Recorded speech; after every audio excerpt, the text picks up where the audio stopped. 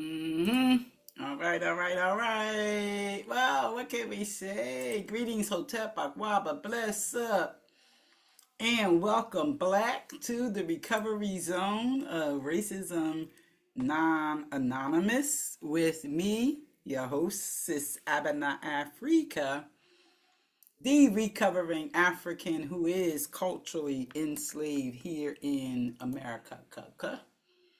And I am a representative from the voices in the margins. True to the cause of African liberation via unification and utilizing the tool of healthy and effective communications.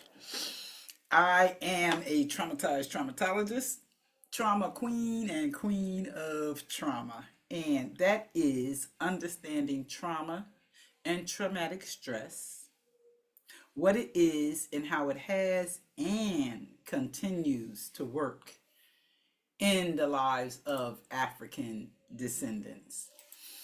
I also come standing on and bringing with me that revolutionary 12-step self-help program that has been uniquely designed with the African in mind, designed to support our healing and recovering what from healing and recovering from what Dr. Arnie calls the ma'afa and what I call the shit, the shit, the shit, traumatic stress of the human intentional type.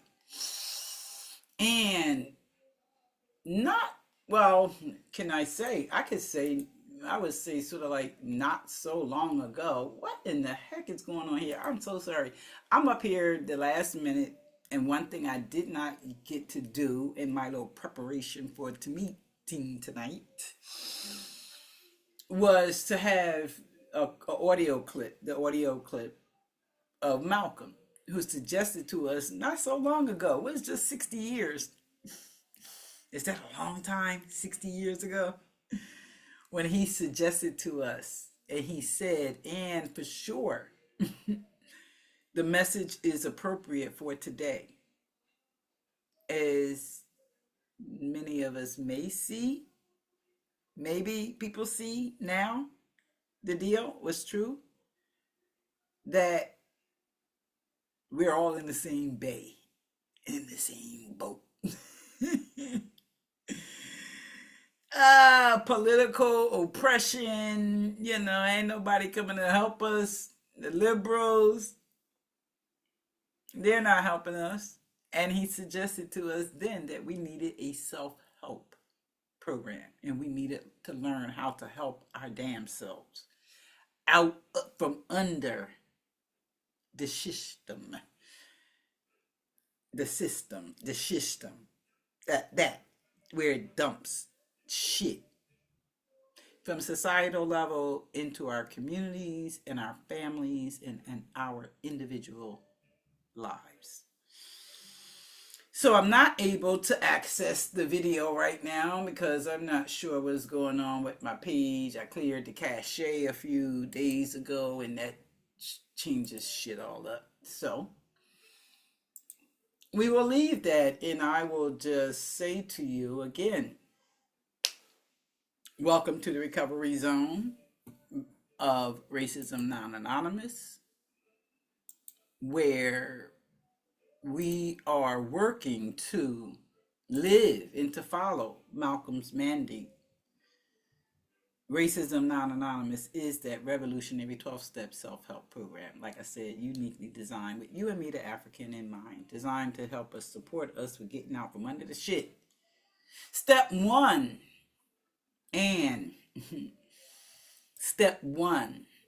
of this program, similar to other 12-step programs, yet it's revolutionary in the sense that it is, i.e., non-anonymous. It's not a secret. Also, in the field of addiction recoveries, it's taught that we are as sick as our secrets. And if you want to heal, you have to reveal The secrets that are hidden in the unconscious mind is where I'm coming from.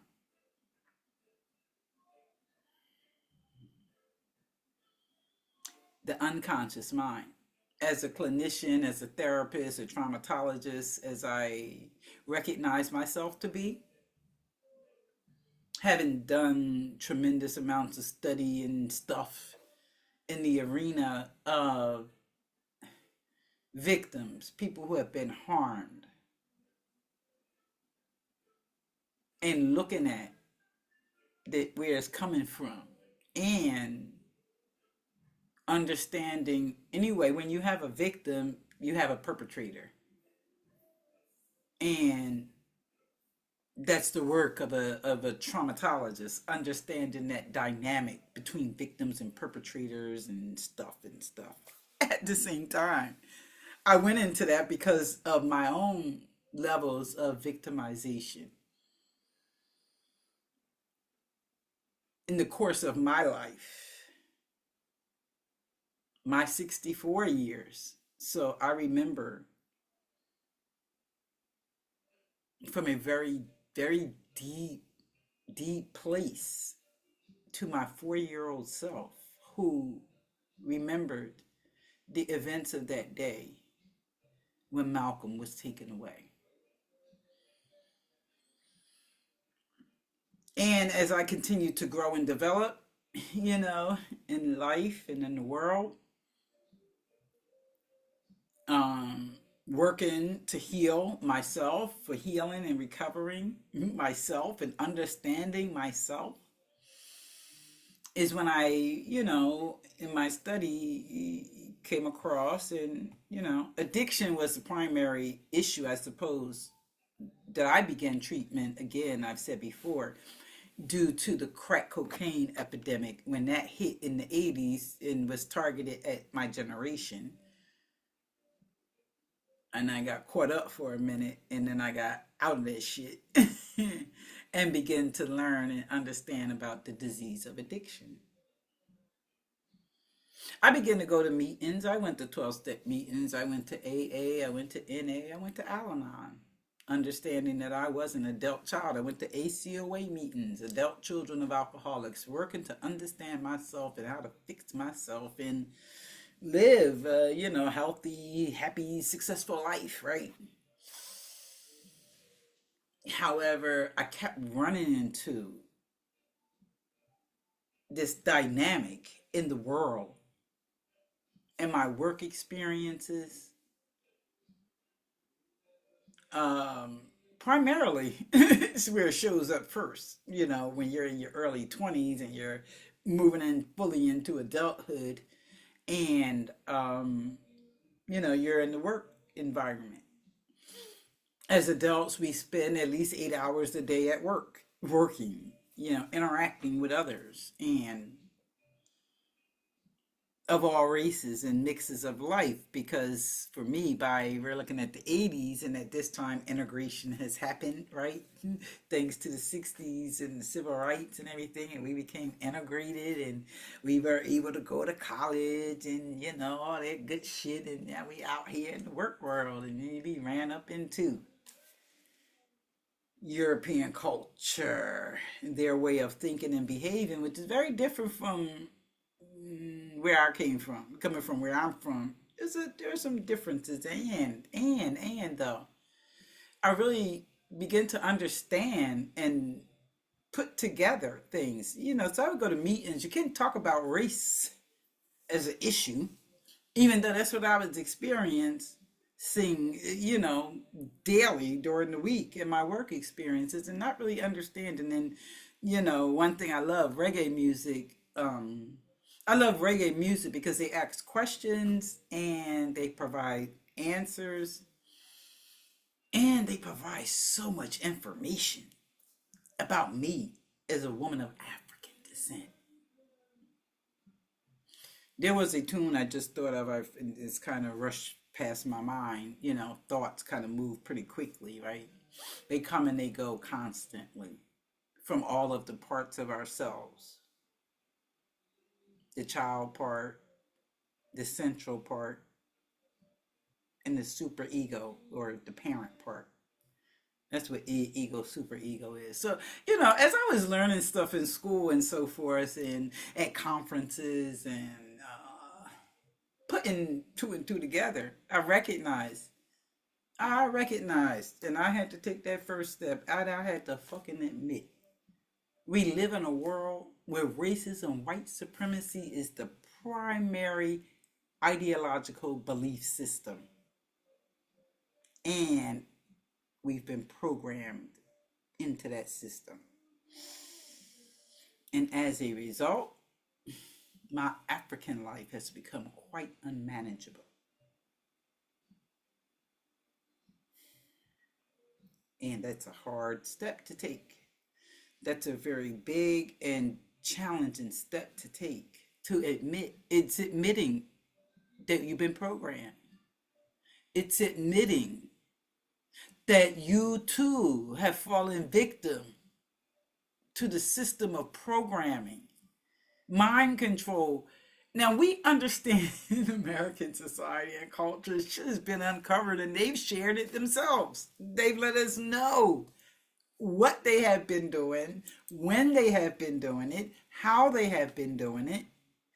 I recently came across a documentary, a ABC News documentary that I may even have watched in 1979. I don't know. It was screwing with me. It was kicking. It was screwing with me because here's the deal. In 1979, I was 19 years old and I went into the military at the age of 19. I joined the United States Army Reserve. Coming out of my first 2 years of college. From high school, I went straight to college the first 2 years on campus, off campus, and then I joined the Army in 79. Well, in 1979, ABC News here in Philly did a documentary. What was it? It was called Mission Mind Control. You can check it out on YouTube. If you go on YouTube and Google Mission Mind Control, you'll come across it. And it was I don't know, maybe an hour, if it was a whole hour long clip of the ABC documentary uncovering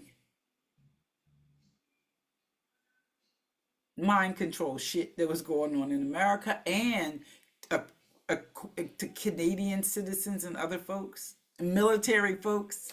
They moved into the military. It was a program called MK Ultra.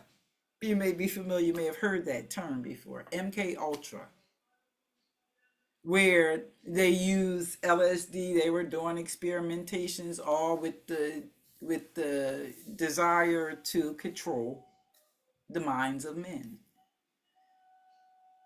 and to have them do things against their own internal will, so they could implant messages in your mind to have you think and behave in the way that they want for you to do. And step one is kind of like that step to say, okay, all right, I got it. I give up. I admit. You have to admit. That's the first step to heal, to recover, to reclaim yourself, your voice. You have to admit that it's shut down. People, I've worked with so many people who have quote unquote anger issues. It's we call anger issues, but it's a lot of suppressed feelings. It's just suppressed feelings, shit that we don't say, we won't talk about in the work arena. When shit happened, my first thought be like, is this because I'm black? Is this racism? Yet that's not a question that is safe to ask. That's not a question that ever becomes safe to explore in the workplace or out of the workplace. Because even when you go home and you talk about what happened, the situation, and you tell a family member, a partner, whoever you're talking to, and this happened, and this is the issue with the shit. This is the issue when you're dealing with shit. The first response is typically, well, what did you do? Or this is what you should do, or this is what you should have did. What you did wrong as the victim. With stress to the human intentional type, the victim is always held accountable for what the perpetrator did intentionally. The perpetrator had an intent, and people, certain levels, but again, it's always based on the level of lived experiences that dictates and determines how a person addresses the harm they're getting ready to do to you. For example, on the family level, which is our first level of lived experiences, we come from spirit realm down into this individual life, an individual body. We grow up and we are connected to a family that's connected to a community, that's connected to a broader society. And when we leave this individual body, we return back to the spirit realm that we originated from, right? So the first level when we're growing up is our family. Your parents typically let you know that they're getting ready to hurt you. They don't make no qualms about it. I'm going to whoop your ass. Take your ass upstairs. Get ready. Some parents were, there are just so many vicious ways of hurting a body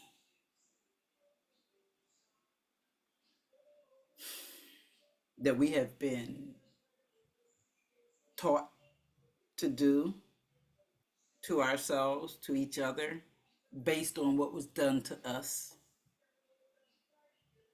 with our parents here in America, and who are our parents in America, the European.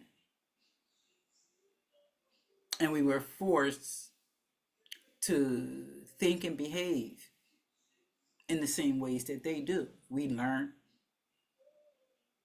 You get out what you put in. And when they brought us over here to America and beyond, everywhere outside of our original culture, our way of thinking and behaving, and it's been so long now, and it's been so fucking long. It's all washed up. We can't even figure it. People don't even know. We can't figure out what part is right and what part is not, and what they want to accept and what they don't. So it's like, fuck it. We just shut it down and just stay with what we got. Culturally enslaved here in America. Yet it's not just at this point, because it's been so long and because it's been oh my goodness. Oh my goodness. Oh my goodness. I see it. I see it. It's like the flood. Just like they said it was a red wave that happened Tuesday at election time. They said it was a red wave that happened. And they showing Matt on this red wave. And I think I see blood.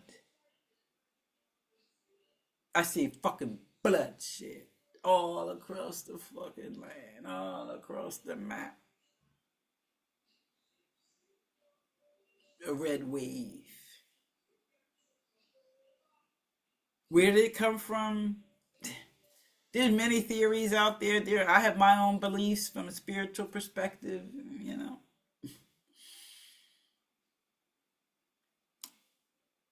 And I know it's time to clean this shit up. There's been a red wave, there's a bloodshed all across the planet. So it's not just in America anymore, this way of thinking and behaving. It's it's I don't know. So, you know, what this program teaches, what RNA teaches me, and how I practice it is self help, is keep the focus on myself. Take a deep breath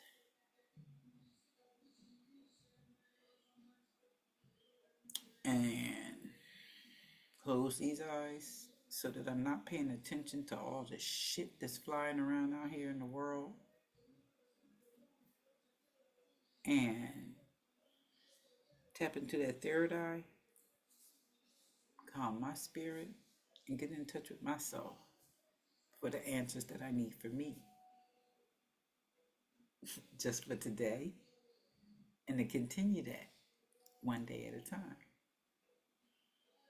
So that's what, you know, this program is about. Let me say a little bit more about step one, taking that big step. The journey of 1,000 miles begins with the first step. And I can appreciate the challenge because if I'm looking at the place I want to go, a place I want to get to over there, and I can assess that it's 1,000-mile walk that I have to take to get where I'm going.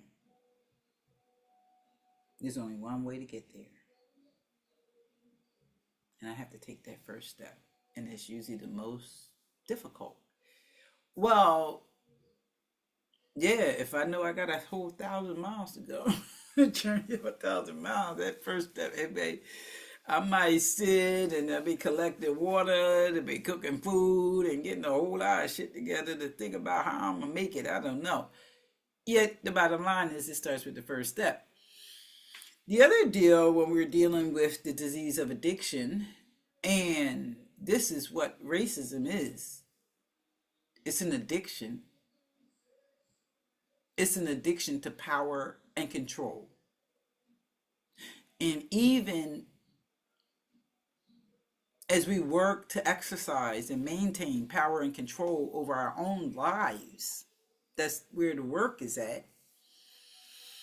And we understand there's a broader societal system overarching them overseers who are addicted to power and control.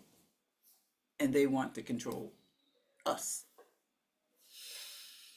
And we want to control us. And when we lose our ability, first and foremost, to get control over our own thoughts and feelings, that's the first step. And it's difficult because when you close these two eyes and you begin to tune in and look at yourself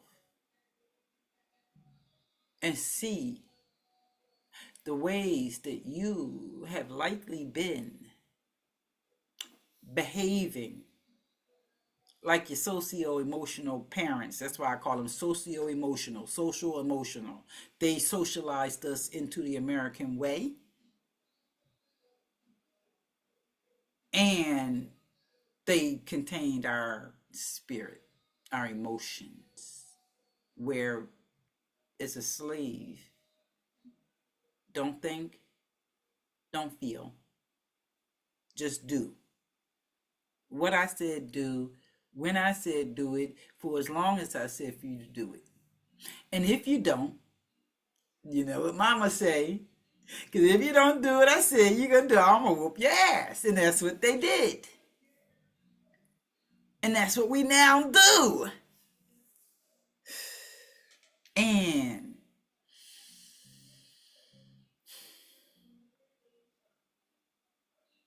it hurts. It doesn't help. It hasn't helped.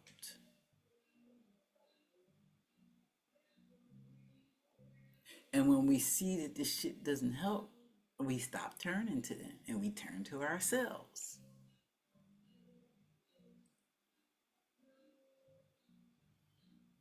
I'm gonna end with this for now. I'm with this part of the meeting anyway.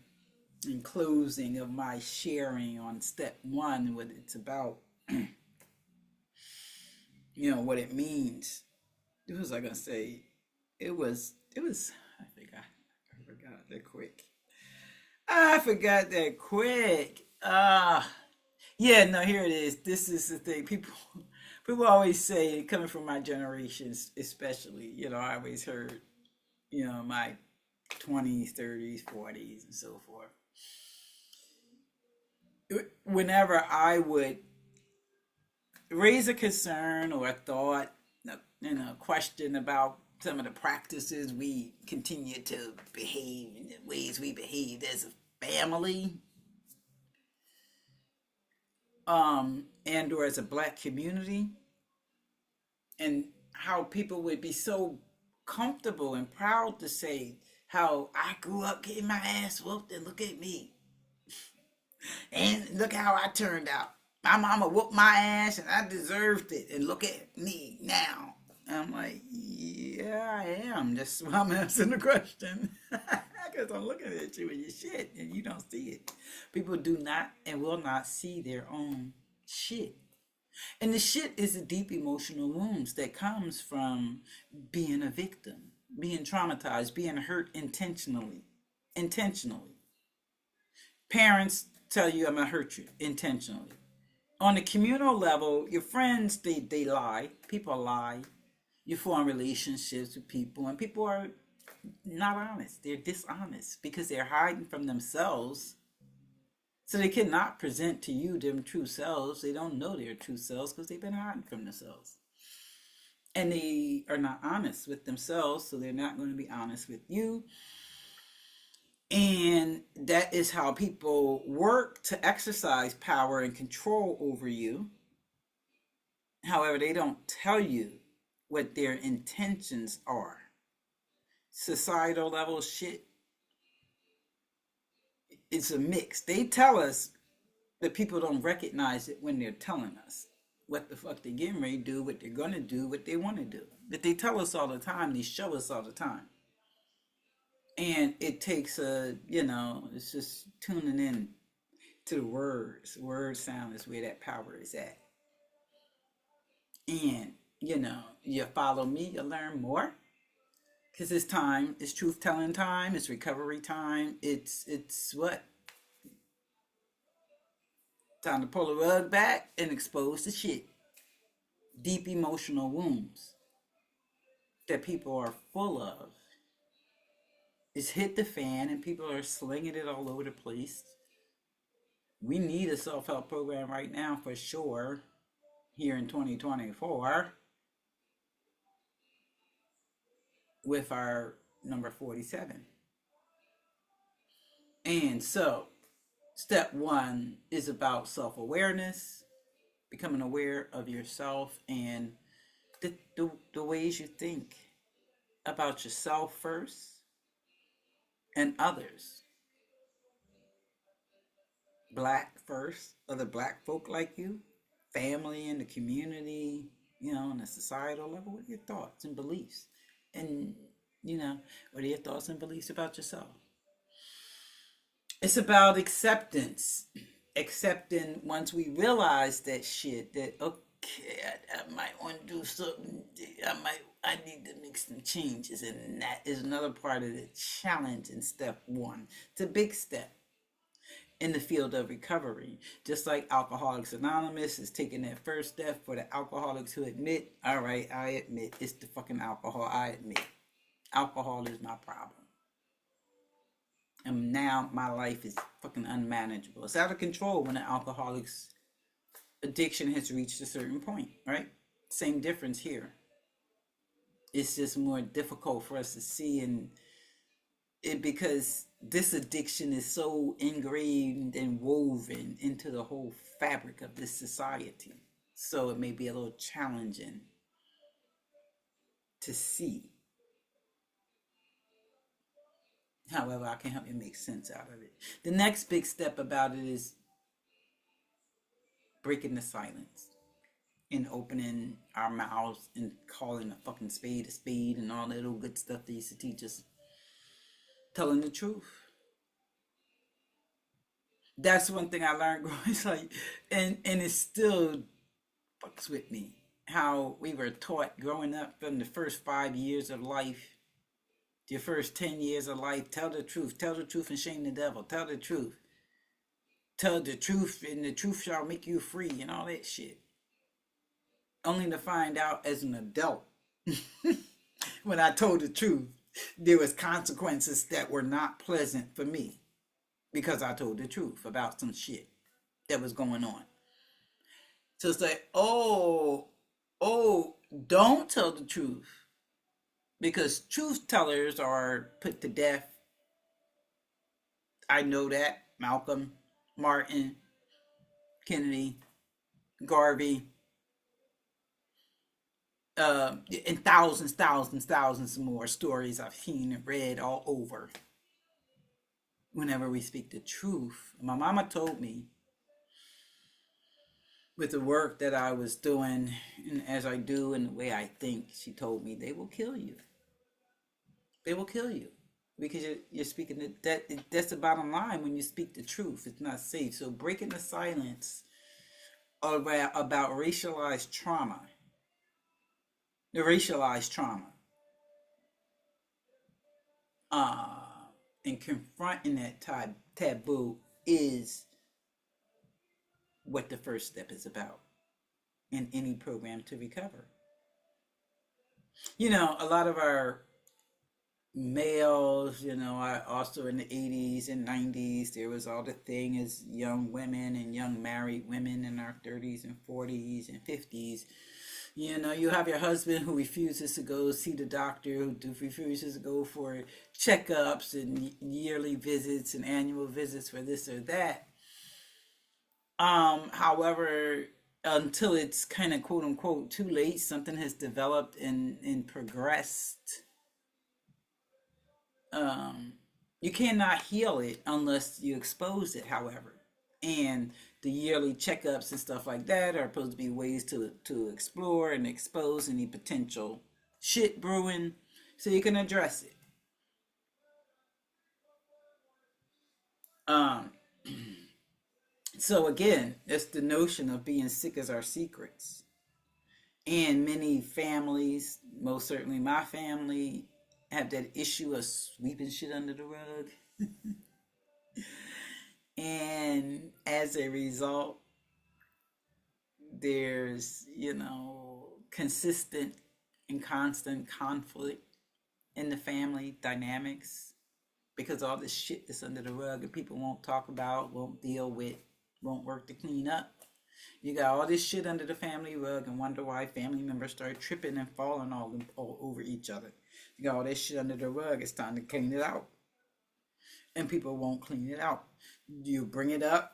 Nope. They ostracize you, marginalize you, gaslight you, push you out of the community if you speak the truth about. Even just asking a question. I ask questions that tend to reveal truth, and so that tends to hit people. Yet finally, step one also works to lay the foundation. It's about understanding the foundation that recovery is a journey, not a process. It's a journey. It's a journey. It's a process, not an event. Recovery is a process, not an event. A process is a journey. The journey of 1,000 miles. Yeah. So it's not going to be a quick fix to anybody who engages in the work of Racism Not Anonymous. Anyone who engages in my coaching program, it's 8 weeks, 8 weeks, 12 weeks on an average. On average, people tend to have what they need with me after 12 weeks. They're pretty tight. And they may go for 16 weeks just to solidify and master the use of the tools that we'll talk about and I talk about and teach. And then with that, you are situated in your position to continue to go forward in the process because you have the tools that you need to do it. And that's what I provide in my communications program. We talk a lot about the tools for recovery and how to use them. And I can teach you how to access the tools that you have because they're within you. So that's the purpose. I see we still don't have anybody that come in and hear me and need to say any feedback or would want to share their own thoughts on you know what this step may mean for them. You know what might it mean for you if you think about and ask yourself, take that first step. Again, that first step that just simply acknowledges. Are you able? It becomes the question. Are you able to simply acknowledge, yes, I live in a world where racism, white supremacy is the ideological belief system. And do you understand what that means? See, what it means is just this is the way of thinking that runs the world. It runs the world, not just America anymore. It's pretty diverse. It's pretty flooded. It's been a whole red wave of this way of thinking and behaving in the world.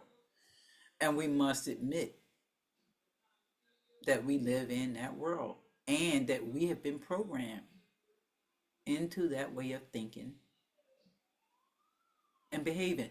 Now, understanding that, if we admit that racism, white supremacy is the ideological belief system, and we are programmed into that belief system, then we would understand that we have now been programmed to destroy ourselves.